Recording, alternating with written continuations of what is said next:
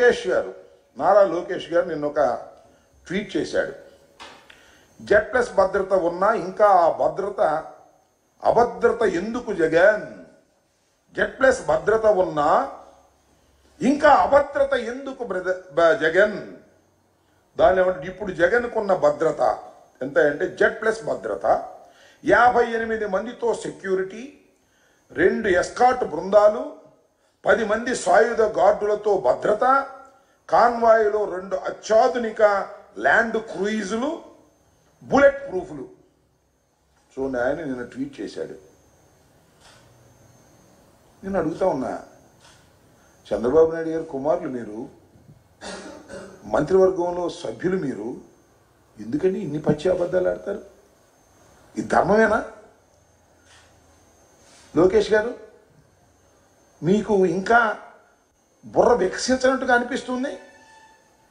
నిక్కర్లు వేసుకుని గోలీకాయలు ఆడుకునే పద్ధతుల్లో మీరు మాట్లాడుతున్నారు.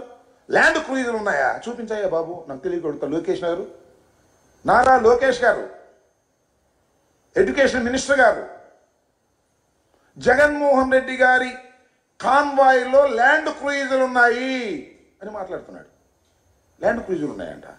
మా ఎక్కడ కనపడలేదు. నిన్న మొన్న తిరిగాం. ల్యాండ్ క్రూయిజులు ప్రభుత్వం సప్లై చేసిందా? బుల్లెట్ ప్రూఫ్ కార్లు, కార్లు ఏంది? బుల్లెట్ ప్రూఫ్ కార్లు ఎన్ని ఉన్నాయబ్బా? బుల్లెట్ ప్రూఫ్ కార్లు అంటే బహువచనం వాడావు కదా. ఒక్క బుల్లెట్ ప్రూఫ్ కారు ఇచ్చారు, అది కూడా లోపభూయిష్టమైనటువంటి కారు. షెడ్లో ఉండి బాగు చేయకోకుండా పంపించారు. మొదటి రోజున ఆయనతో పాటు నేను కూడా ప్రయాణం చేశాను. వినుకొండ వెళ్ళేటప్పుడు ఇక్కడ ఇంటి దగ్గర ఆ బుల్లెట్ ప్రూఫ్ కారు ఎక్కాం, సఫారీ. ఖచ్చితంగా టోల్ గేట్ యువతలే అనుకుంటా, అవతల గుర్తులేదు. వెళ్ళేటప్పటికి లోపల ఏసీ సరిగా రావడం లేదు, పైన వర్షం పడతా ఉంది, అద్దాలన్నిటికీ మంచు పట్టింది, దోవ కనపడటం లేదు, కుయ్యి కుయ్యమని వెళ్తా ఉంది. వెళ్ళే పరిస్థితి లేదు. దిగి ప్రైవేటు వాహనంలో వెళ్ళవలసినటువంటి పరిస్థితి ఏర్పడింది. అక్కడ దాకా ఎందుకబ్బా? ఇవాళ కోర్టులు ఏమన్నారు? మీ న్యాయవాదే, ప్రభుత్వం తరపున న్యాయవాదే, ఏమండి ఆ కారు బాగోలేదు మాట నిజమేను, స్పేర్ పార్ట్స్కి ఆర్డర్ ఇచ్చాము, అవి వచ్చేదాకా కొత్త కారు పంపిస్తాం అన్నారు. ఏంది నారా లోకేష్ గారు, మీరు మాట్లాడే మాటలు, మీరు చేసే ట్వీట్లు, ఏం మాట్లాడారు మీరు? ఏం అంటున్నారు మీరు? ఇది బుల్లెట్ ప్రూఫ్ కార్లు అంట. ఎందుకండి ఇంత పచ్చి అసత్యాలను ప్రచారం చేసేటటువంటి ప్రయత్నం మీరు చేయటం చాలా దురదృష్టకరమని మనవి చేస్తున్నాం. అలాగే ల్యాండ్ క్రూయిజులు అన్నారు. 10 మంది సాయుధ గార్డులతో భద్రత.